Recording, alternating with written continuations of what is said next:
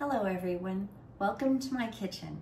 Today we are going to make a trifle, a red, white, and blue trifle with strawberries, blueberries, homemade whipped cream, and homemade angel food cake. You don't have to make your angel food cake from scratch. You could buy it in the store, you could buy a mix, but today we're gonna make it from scratch so I can show you how simple it is. And we're gonna bake it in a 13 by 9 pan so that you also see that you don't necessarily have to have a lot of fancy equipment to have angel food cake. They normally make it in a big ring pan, but we're gonna do it in a glass baking dish, and I'm gonna walk you through every step. So today we're gonna start with a dozen eggs, and you have to break your eggs and separate the yolks from the whites. Now they do have fancy equipment for that too, but I still do it the old school way, where I use the shells. You can do it with your hands, you can do it with a separator tool, or you can do it with a water bottle where you suck the yolk out of the egg with a water bottle. Now I haven't tried that, but the easiest way, in my opinion, is either with your hands, which I find a little bit gross, or this way, where you just move the yolk back and forth within the shell, and it releases the yolk from the albumin, which is the white part of the egg. And you just have to be very careful because you do not want any yolk at all in your egg whites, or they will not mix. You also have to be very, very sure that you don't have any fat on anything that you're working with, because that will also inhibit how well your egg whites will whip. I'm using large eggs for this. If you use smaller eggs for this, you just want to make sure that you maybe add a couple more, maybe 14 eggs instead of 12. You'll have to play with the recipe a little bit and decide that on your own. But for today, we're going to use 12 large eggs. This takes a minute. But take your time and be careful, because you don't want to get any yolk in your egg whites. That's critical. So it's better to take your time and do it slowly and make sure that you're not going to mess up your end result. If you have any yolk at all in the whites, they will not whip up because the yolks have fat, and egg whites will not beat the way you want them to if there is any fat or yolk inside of them. And I'm gonna save these yolks. I'll probably make a lemon curd or a pudding. Yolks are a great thickener for puddings and hollandaise sauce, which we have a recipe on our channel, so make sure and check that out. Okay, we have 12 yolks and 12 egg whites separated, so we're just gonna get rid of the shell. We're gonna set the yolks aside. We'll save these for another project on another day, but I wanted to show you how to whip the egg whites. You start with your whisk attachment, or if you have a hand mixer, you want to mix these until they're just a little bit foamy, and then we're going to add some cream of tartar.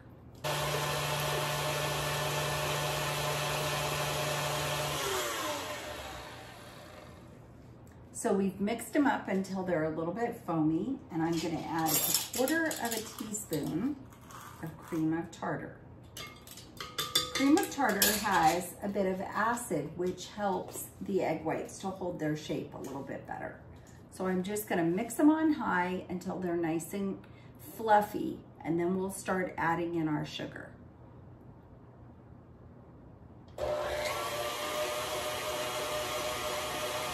Now that the egg whites are foamy and we've added our cream of tartar, we're gonna start spooning in our super fine sugar.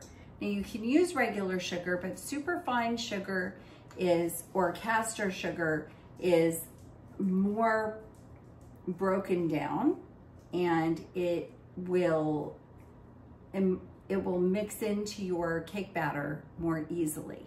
So we're gonna start adding that by the spoonful.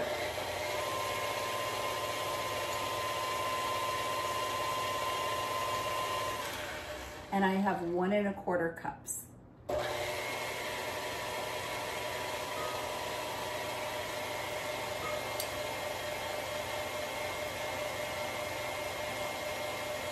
You could sift it, but what I'm doing is if I see any lumps, I just hit them with the back of the spoon and break them up.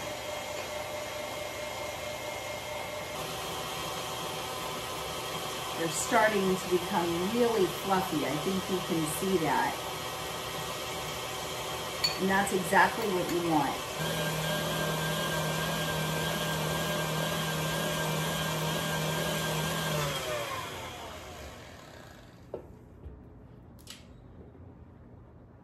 They're starting to look beautiful and glossy, but we don't have peaks yet. We're looking for peaks.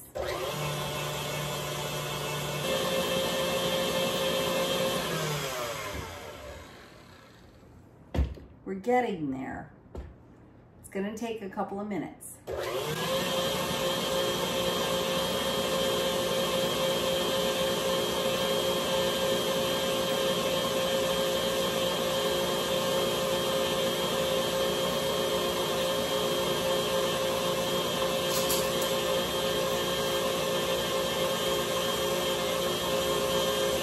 I'm going to add 2 teaspoons of pure vanilla. It's really important that you're buying good extract. Don't buy the vanilla flavored stuff. Get real vanilla. It will make a huge difference in the final product. And that's what you call a stiff peak. When you pull up your mixer or you remove your mixer and the egg whites hold the shape. That's called a stiff peak, and that is what we are looking for. So now we're gonna fold in our flour, which is 1 cup. You can use cake flour. I'm using all purpose because I wanna show you that you can do this without a lot of fancy equipment or special ingredients. So we're gonna take our all-purpose flour and 1 teaspoon of salt. And you wanna do this in about 4 increments where you're just going to fold in the flour, which means you scoop from the bottom and rotate, twist your spatula, mix the flour through the batter. You definitely wanna make sure you're not crushing out all of the air bubbles that you work so hard to put in there. So don't smash the egg whites. You want to blend them very, very gently. So you're just going to lift and flip. And that's how you fold.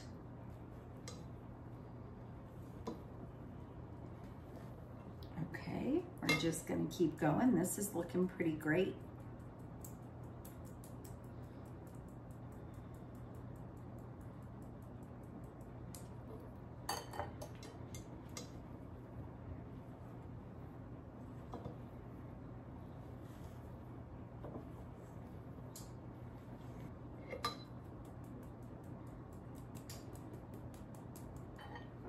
Now the old-fashioned sifters, like our moms used to have, those work just as well.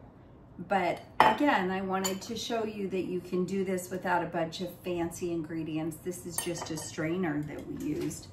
And it does the same thing without the little handle that you have to stir and break it down that way. I am going through the center as well as lifting and flipping because I want to make sure that I'm getting all of the flour stirred into this beautiful batter. But there's a very fine line. You don't want to over mix it and break down those bubbles. So I think we're good. The last step before we pop it in the oven is to line the bottom of this with parchment paper. So I just took a Sharpie and I traced the bottom of my pan, and I'm gonna cut about 1/4 inch inside my traced edge. And we will lay that in the bottom of our pan because you don't wanna grease the pan. again, that would be the death of your angel food cake, to have any grease associated with this. So you don't, if you can, you don't even want to have any sort of Teflon surface, because the angel food cake is going to stick to the sides of the pan, and that's how it climbs. So we're just going to use this on the bottom so that we can turn it out later easily without losing a bunch of our cake. So you can see that fits in just beautifully, and we are not going to grease the sides of the pan at all, but we are going to start spooning in our beautiful batter.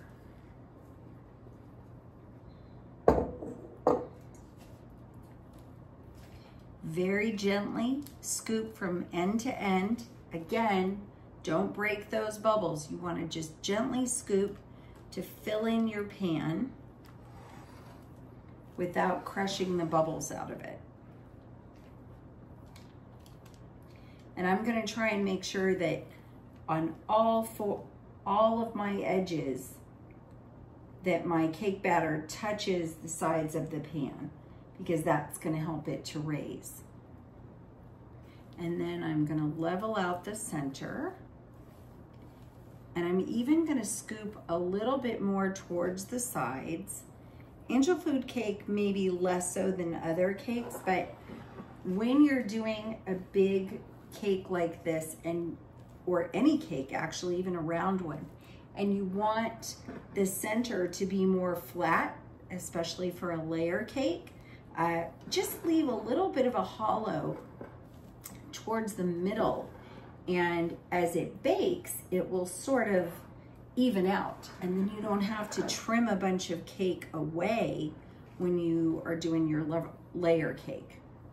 So I'm just trying to scoop around the edges and leave just a bit of a hollow in the middle, and I'm going to take the rest of this batter and scoop it into this low spot in the corner, and I think we are ready to pop this in the oven. I'm going to put this in a 350-degree oven, and we'll keep checking on it, and I'll let you know what our final time was when we're done. So while our cake is in the oven, we have a little bit of prep work to do. So I washed our strawberries and blueberries, and we're just going to cut these up, take off the top, and I like to cut them in quarters. When I was a little girl, my mother used to talk about the strawberries in the region where she was from, and she spent a lot of time along the Saguenay River throughout her youth, and they have strawberries there that are not much bigger than the tip of my finger without my nail, and they are the sweetest, most delicious strawberries. And we don't have those here in Vegas. Nothing grows naturally here. So I hope that wherever you live, you have the opportunity to have some that you grow yourself, because there is just no substitute for the fresh strawberry taste of those. Now, if you really wanted to make this quick and easy, instead of cutting up all the strawberries, you could buy a jar of strawberry jam and just melt it in the microwave or on the stove, and use that as a drizzle over your angel food cake with the whipped cream that we're gonna do. According to the analytics on YouTube, about 75% of my viewers are from the US and about 3% from Canada, but that leaves over 20% that are unaccounted for. So if you don't mind and you're watching from somewhere other than the US or Canada, please leave a note in the comments and let me know where you're from. I'd be very interested to see how far reaching our little channel has gone. That's it for the strawberries. The blueberries, we don't need to do any prep except for washing. So now we're just waiting for our angel food cake to cook, and then it needs to cool for a little while. I'm going to mix 1 to 2 tablespoons of sugar into my strawberries and let them macerate or marinate for a little while And that kind of brings out the juices in the strawberries and makes this delicious, not syrup because it's not that heavy, but it's a really nice strawberry flavored juice that's going to permeate our delicious trifle. And then the blueberries we will use as is. We don't need to do anything to prep those except wash them, which we've already done. So there's one. I think 2 is going to be plenty of sugar. So I'm just going to kind of stir that in a little bit so that it touches all of the strawberries or most of the strawberries. And then we're going to cover this and refrigerate it for a little while. I checked the center of our cake and it's done. I probably could have even pulled it out a few minutes sooner, but it's beautifully golden and it is cooked all the way through. So now the part that I am not sure how I'm gonna do is to flip it over to let it cool. So I thought I could use a couple of cans. I chose 4 that are all the same size, and I want to align them with the outside edges of the cake.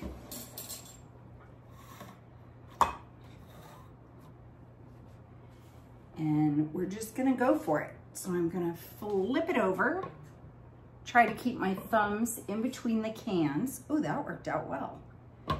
And we're just gonna leave this to cool for about 40 minutes. And then we'll check back and see how it looks. Well, we're back. Our cake worked out beautifully. We turned it upside down on top of those cans and let it cool.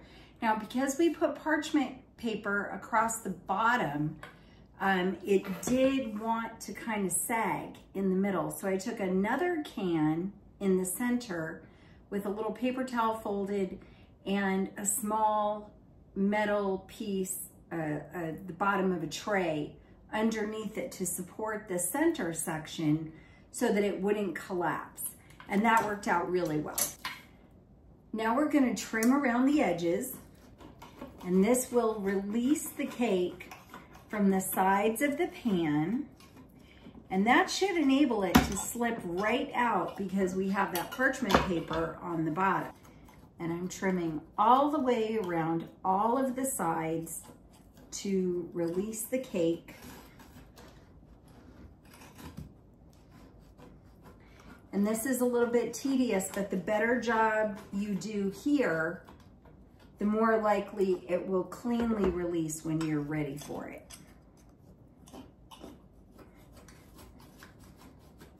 Make sure and get the corners too. And you can kind of test it. See, if you push your knife in and just lift on the corners, see how we get a whole section that lifts up at one time? That's really going to bode well when we flip it. So I'm going to just flip it out. That was easy. And you peel away your parchment paper. Also very easy. I'm just going to trim off the ends, and I'm going to start with about 1/4 of an inch on each end.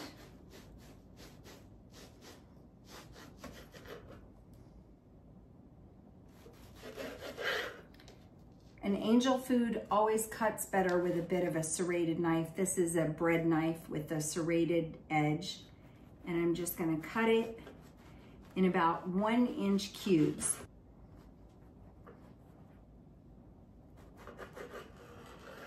That seems to work really well if you just kind of drag the knife across and then you go back in and follow that line and drag it again with a little heavier hand.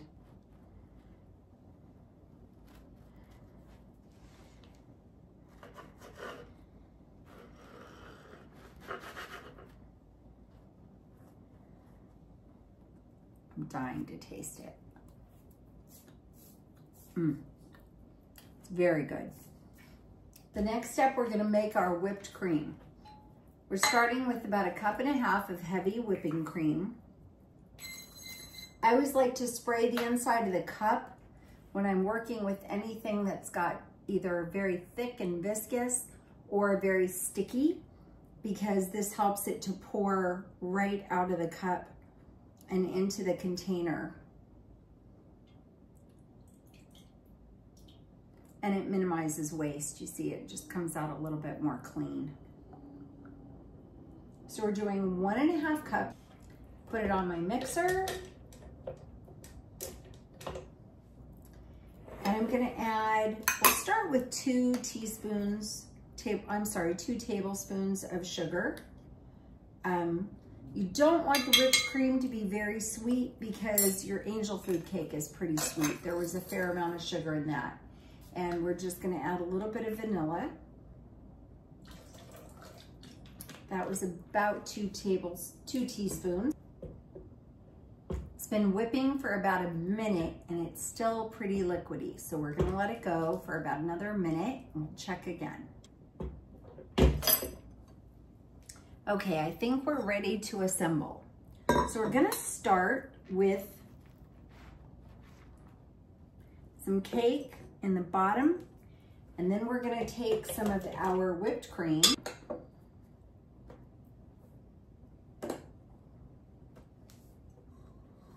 and I'm just spreading a little bit of whipped cream over the top of the cake.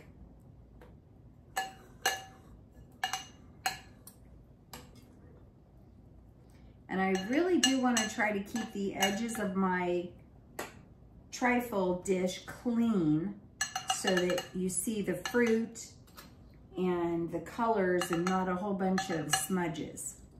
So the next layer will be strawberries. And we mixed these up earlier with just a little bit of sugar. And I'm just gonna spread those around, kind of paying special attention to make sure that we have a layer that you can see through the outside edges. So we're gonna add just a few more. So you see that pretty layer of red. And a little bit more cake.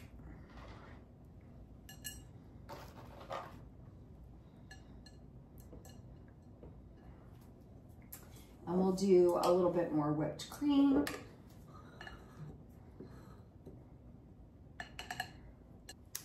And then a layer of blueberries.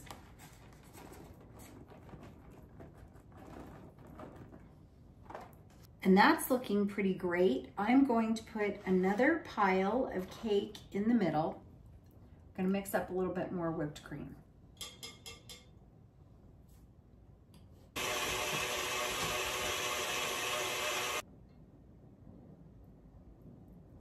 We definitely want to try to cover the cake because you don't want the cake to go stale. And the moisture from the whipped cream will make sure that doesn't happen. I'm going to add a few more strawberries and a few more blueberries right in the middle. And I think that looks absolutely gorgeous. If you don't have a trifle dish, or you wanted to make the servings individual, you could use a wine glass. And I'm just gonna do the same thing. Add a few pieces of cake, a little bit of whipped cream. So make sure that you have a damp paper towel to keep your edges nice and clean. And then I'm gonna add some strawberries.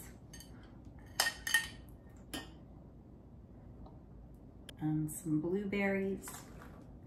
And we've accomplished the same thing on a much smaller scale, but you can see all the pretty colors through the wine glass, just like you could with the trifle dish. And these can be individual servings. You could even use the little plastic clear cups if you wanted, or you can go with a large glass serving bowl if you don't have a trifle dish. So there are many, many ways to present this and still have it look absolutely gorgeous.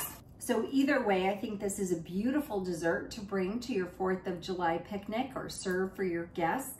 I would recommend you don't let it sit for too long before you serve it, because the angel food cake is going to soak up a large part of the whipped cream, and you don't want the whipped cream to be lost, and you don't want the angel food cake to become too soggy. But I hope that you'll try it, and I hope you'll love it.